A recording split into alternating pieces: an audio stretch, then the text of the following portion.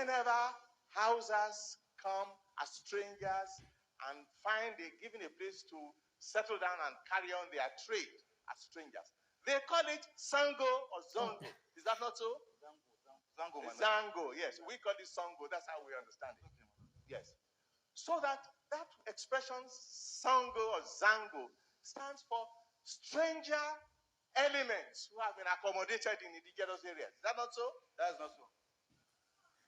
Let me explain. That's not so, and I mean it. Are you indigenous to? Are your people in Zain, Hausas in Ota, indigenous to Ota, Zango Ota? They can be indigenous. It all depends. Tell us your definition of indigenous. Thank you. Indigenous, really, I mean, by the definition of my constitution gives you indigenship. Or you want me just to really, give you another? Give us the Hausa definition of indigenous. Leave the constitution alone. All right. In my own view. House of Assembly, don't give us your personal view. How do you know the indigenous to mean? How do your people consider the expression indigenous? What does it mean to you, to your people, not you personally? To our people, being indigenous in an environment is to have been, at least in the first instance, born there. If you are born and your own great parents came to the place, whatever reason, and they stayed there up the time that you are also born, you regard yourself as indigenous. It's as simple as that. Yes. Is that so? That is so, my lord. Right. Okay. So when you first get there, when your ancestors first get there, they are usually given the land as strangers by the owners to occupy. All right. Is that not so? That is not true. They were never given any land by any. So in Zango Ota, the Hausas who come there, they just capture the land. You see that there are different perspectives. Will you answer my question? Are you saying in such places, when the Hausas get into a strange country for the first time, they just take over the land, capture it, and become indigenous? Our own case is different. Who are you? Who are you? We, the Hausa community inside Zango town. I see. That is it. So yours in Zango are different. That's your problem. You see, that is your problem. You have a twisted interpretation of meaning of indigenous. You are strangers. In most part of Nigeria, if strangers are accommodated and given land to reside by indigenous owners, they remain on the land for as long as they behave themselves. The moment they misconduct themselves, they are ejected through the courts. My lord, that is your opinion, my lord. That is your opinion, because that is my knowledge of the law. We have that is my knowledge facts of the law. about where Kata people came from is contained in our own estimate. Because of time, we will not be able to be heard properly, so that we could read these things out to you. Nobody came from heaven to a place to live in a place. You see, numerical strength of Kata community had given them such kind of I would say, witness. Right. Yes. No, council. Just because Council heard nature of our witness. Look, we all want to. House of Assembly, House of Council, Tigbano, what did the glass boss? I know go breathe, no go breathe. In that attempt, we will not ignore history. No.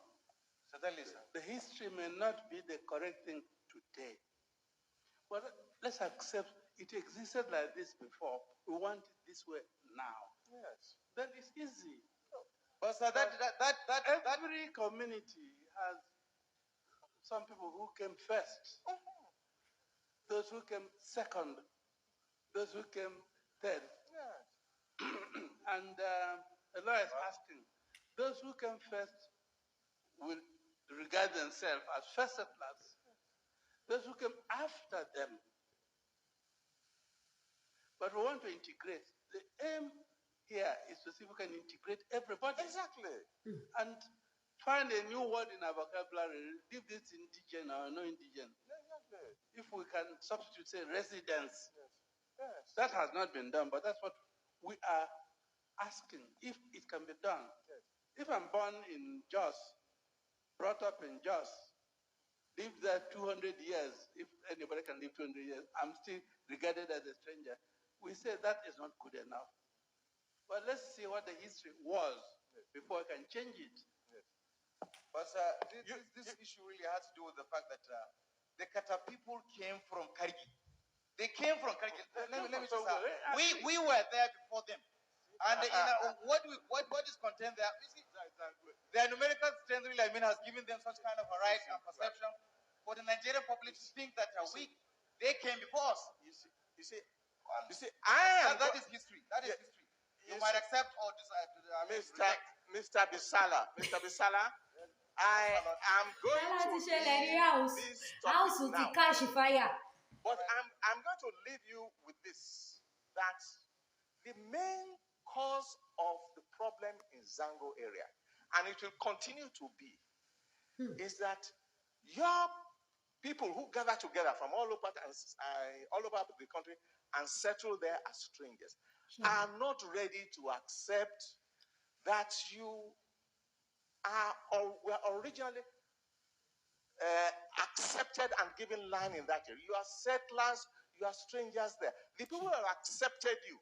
And unless you accept the fact that you are strangers in the area, instead of claiming to be original owners, there will never be peace in that place. There will never be peace if you still contend that you own the land as against the Atiabs, notwithstanding the fact that Zango is one tiny little spot right in the middle of Kataf land. Did you jump from the sky right into that place? My Lord, did people jump from the sky to be where they are today?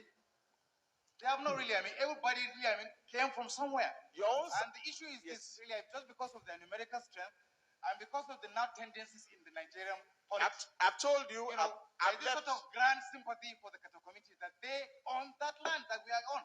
I've told you, which is really, not true. And we continue to disagree. Except, of course, if Kata do not want us to leave. I will keep to then we can have their terms. Let's have the terms out. For us to leave and move back to wherever we come from. We're not ashamed to say where we come from. This is our people. We are always ready to tell the truth about ourselves. We will never hide our identity. I will keep to my promise to leave you with the matter there. But that's my advice to you and your people. Your father was born in Gora. No, yes, my father was born in Gora. Huh? Exactly, sir. He was born in Gora. Gora tó ń claim ìlú ilẹ̀ Yorùbá. Who went there because of his profession. Yes. And he grew up, let me tell you more. He grew up with the present chief of Kataf. That is true. Your father's father was his age mate. Your father's father went to Gora. Yes, that's from right. Where? My grandfather. From where? Let me tell you. Let me say from where? Normally in Zango Kataf. Will you answer? From Zango town. Ẹ jẹ́ bá mi ṣí ẹ jẹ́ ṣí ẹ káwọn ọmọ Yorùbá wáyé wọn lóde bí Fúlàní ṣe ń kílèmù lẹ̀ wọn bó ṣe yarí mọ́ Yorùbá lọ́wọ́. I'm not ashamed to say who I am. Yes. I'm telling you this. And you are indigenous. I'm not ashamed to say what I am. You are indigenous to Kano. I beg your pardon. You are indigenous to Kano. No, I'm indigenous to Zango Kataf. Let me tell you. Now, let me move on. Your father's house in Zango has been rebuilt has been rebuilt. Is that not so? That is not true. It has not been really completely rebuilt. I see. That is what I also really mentioned to the commission. Oh, all right. Okay. Let us look at it very closely. Is there a roof on top of the house? None at all. None. There is no roof. That's right, my Lord. Wasn't it part of the program of the Kaduna State government? It was. I see. But about 1,000 houses at least have been built in Zango Kataf. I wouldn't be able to know. I don't have the statistics. Roughly, give us a rough idea. I would not be able to, my Lord. I wouldn't be able to. You won't even give a rough idea to help us? Constructed, you said. Yes. You see, when you say constructed, it doesn't mean completed.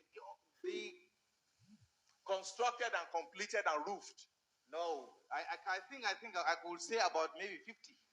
50. I leave that. The members of the tribunal commission have seen the place. Yes, So exactly. So Ati ṣe nǹkan o, ẹ̀yin èèyàn.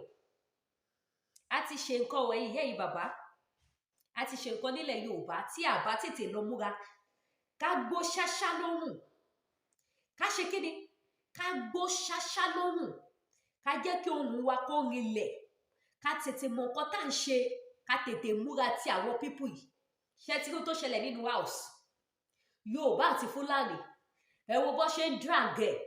Ẹ wo bí ọmọ Fulani ṣe sọ fún Yorùbá pé no, àwọn làwọn nílẹ̀, àwọn làwọn ní Zango. Àwọn làwọn ní Zango. Ẹ gbọ́ bí tí bàbá ẹ̀ ti wá. Yorùbá á ti sùn. Yorùbá á ti sùn. This man tó sọ̀rọ̀ is one of the Fulani leaders. Nǹkan táwọn olórí wọn bá dẹ̀ sọ fún àwọn ọmọ wọn, òun làwọn ọmọ wọn máa gbọ́ lọ máa ṣiṣẹ́ lé lórí. Yorùbá kí lẹ̀ ń ṣe? Ẹ̀yin àgbààgbà ilẹ̀ Yorùbá, a ní kẹ́ ṣí àwọn ọmọ yín sílẹ̀, ká jà fún ẹ̀tọ́ wa, ká gba ilẹ̀ àwọn bàbá wa tí wọ́n gbà lọ́wọ́ yín, ká gbà fún yín padà. Ẹlẹ́ẹ̀ni gbọ́ ẹ̀ nígbà. Ẹ wo bí màá yẹn ṣe ń bá Yorùbá bó ṣe ń bá ṣe competition nínú house. Ẹ wo bó ṣe yagi mọ́ lọ́wọ́. Ẹ wo bó ṣe ń claim lẹ̀.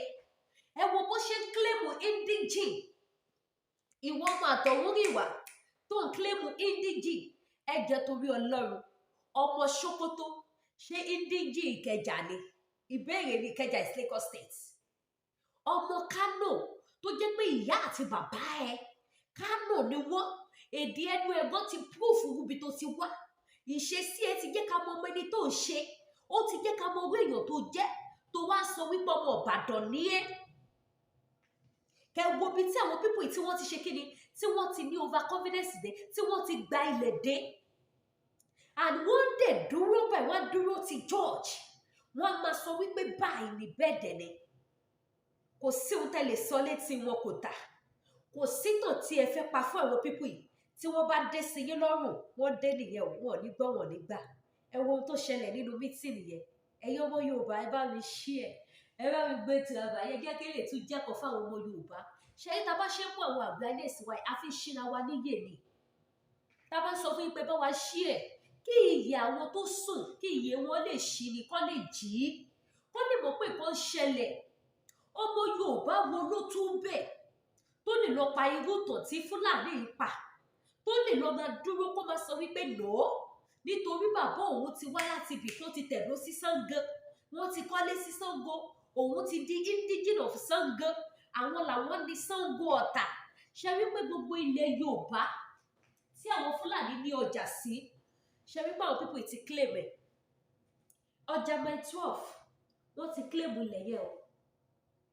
Gbogbo àwọn tí wọ́n ń tajà níbẹ̀ yẹn wọ́n ti claim ẹ̀. Gbogbo ọjà Sábó ní ilẹ̀ Yorùbá gbogbo ẹ̀ ní Fulani ti claim. Gbogbo ẹ̀ ní Fulani jà sí. Yorùbá ìjọ wo la fẹ́ gbọ́? Ẹ̀yin àgbààgbà ilẹ̀ Yorùbá, ìjọ wo lẹ fẹ́ dìde lẹ fẹ́ jà fún ẹ̀tọ́ yín? Fídíò yìí mo kàn mọ̀ gbé wá ni. Kẹ́yìn èèyàn tún wo tó ń ṣẹlẹ̀. Àwọn tó wà ní House of Rep, House of Assembly. Kẹ́ máa wo bí àwọn Fulani bí wọ́n ṣe ń claim ilẹ̀ mọ́ wọn lọ́wọ́. Kẹ́ máa wo bí wọ́n ṣe bá wọn figagbága. Kẹ́ máa wo bí wọ́n ṣe bí wọ́n pé títí wọn bá wọn ni. Kẹ́ máa wo bí wọ́n ṣe ń júwe ilé wọn fún wọn. Kẹ́ máa wo nǹkan tí wọ́n fi ojú wọn rí. Tí àwọn Yorùbá wọn ò lẹ́nu mọ́. Wọ́n ti gba ọ̀rọ̀ lẹ́nu wọn. Ẹ wo máa tó dúró ti arákùnrin. Máa yẹn tátọ́ ti lọ́rùn pé you are a stranger. Gbogbo yìí tẹ wá from your own village. Tẹ wá sí ilẹ̀ Yorùbá. You are all stranger. Yorùbá land is not your land. Ẹ kì í ṣe ọmọ ìlú yẹn. Àwọn dé ń claim wípé níwọ̀n bàgbà táwọn bàbá àwọn ti kánlé síbẹ̀. Àwọn ti dọmọ ìlú yẹn. Àwọn làwọn ní ìlú. Àwọn ti di indigene. Yorùbá kí la fẹ́ ṣe? Kí la fẹ́ ṣe? Jọ̀wọ́ ni ìyẹn wá fẹ́ ṣe?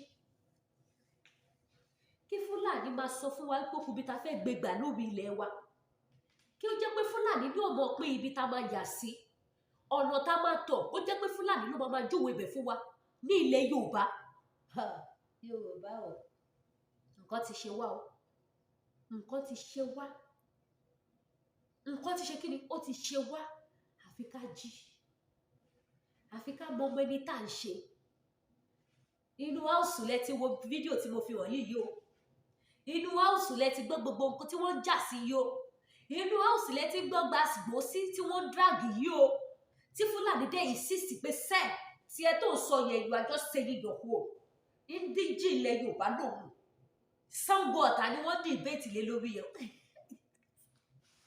Ogun State máa ní Zango Ogun State máa ní Zango kí Fúlàní dẹ̀ máa púrúfù páwọn làwọn ní Zango Ọ̀tà àwọn làwọn nílẹ̀ Fúlàní ti gba Zango Ọ̀tà bàbá Ọbásanjọ́ where are you ẹ bọ́ra owó wọ́n ní yíbò níyí Fúlàní fẹ́ gbalẹ̀ Zango ẹ̀yin dẹ̀ ń claim ọmọ Zango ẹ̀ ń claim ọmọ Ọ̀tà bàbá Ọbásanjọ́ ẹ ti lajú yín sílẹ̀ tàlùbọ́ ti kó wọ́ Fúlàní ti claim lẹ̀ páwọn làwọn ní Zango Ọ̀tà indigenous of Zango làwọn ẹ rí pé kan ti ṣẹlẹ̀ lẹ̀ Yorùbá mo kàn ní kí sáré mélèé wá fún yín ní kẹ́kọ̀ọ́ gbọ́ kí n ṣe fídíò tó gùn lọ títí ẹ bá mi ṣí ẹ̀yin tẹ́ bá wò mí for the first time Lady Kẹ́fẹ́ Olúwaṣoyìn náà ni o the one and only baby of Yorùbá nation ẹ subscribe sí YouTube channel mi ẹ tan notification bell yín ẹ̀yin tẹ́ bá wò mí from another place YouTube name mi òun ni Lady K News Carrier I have a lot of YouTube but it don't function dáadáa òun ni Lady K News Carrier ẹ subscribe set on notification bell yín ẹ lè máa gbádùn àwọn programu mi tí bá ti wá lọ́lọ́kan òjọ̀kan ẹ má wàá gbàgbé yìí ẹ̀yin bàbá gbogbo ẹ̀yin tẹ́ bá fẹ́ ṣe owó láti Amẹ́ríkà Canada UK sí Nàìjíríà ẹ lọ download Len5 app kẹ́ lórí referral code mi ojú òní tí ebi ò ní pa yín o ẹ ní ṣìṣe o aṣẹ́wó ò ní gbé yín lọ́mọ lọ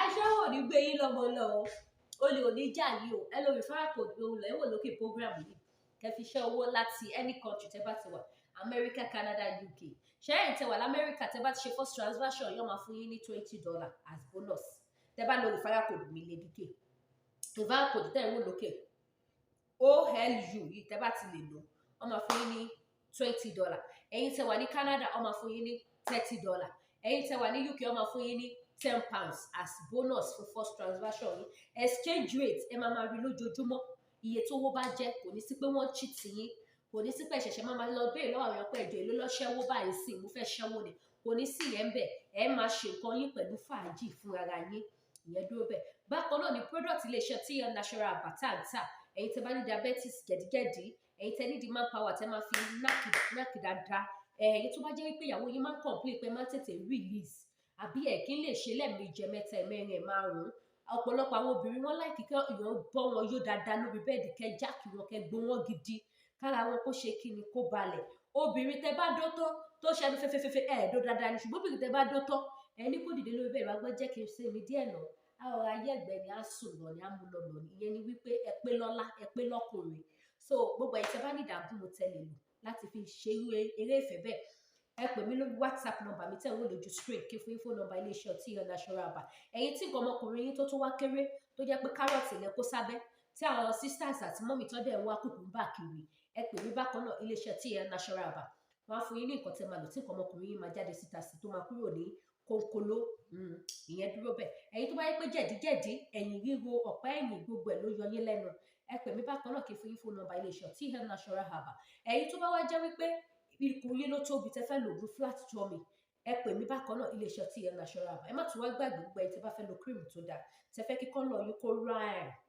ẹ kó mú one colour tí ẹ fẹ́ ní àwọn kàlákìnní ní body ẹ pè mí kí fún info number iléeṣẹ́ Danari skincare ìlú UK ni wọ́n wà kò sí product face burn pimples dark knuckle àbí black ni àbí yellow lẹ́fẹ́ kó máa shine kó tàn gbọ̀n báyìí ẹ pè mí kí fún info number iléeṣẹ́ Danari skincare ẹ̀yin tẹ́ bá fẹ́ best hotel tẹ́lẹ̀ lọ ìlú Ìbàdàn òun ni kẹ́ máa lọ hotel tó wà pọ̀ wà níbẹ̀ ẹ gbọ́gbọ́ ẹ book online TM Royal Hotel ẹ̀yin tẹ́ bá gẹ̀ tẹ́ lè pè mí àfún yín ní contact wọn ẹ book hotel yín kò dẹ̀ sí pé ṣe booking ẹ débẹ̀ tán wọ́n ló ti occupy no ẹ bá book ẹ̀ sílẹ̀ láti oṣù kan ìjọsẹ̀ bá débẹ̀ báyìí pẹ̀lú fàájì lè máa wọlé maximum security dẹ̀ wà security tó wà dáadáa tó wà pa dáadáa ó wà níbẹ̀ so bí yẹn náà ṣe jẹ́ nìyẹn ẹ ṣeun gan èyí tẹ́ bá wà ní one or two things tẹ́ fẹ́ bá mi sọ ẹ pè mí lórí WhatsApp number mi ẹ má gbàgbé ẹ fún wa ní super sticker sí ìsàlẹ̀ comment section ẹ ṣe gan ó dàbọ̀.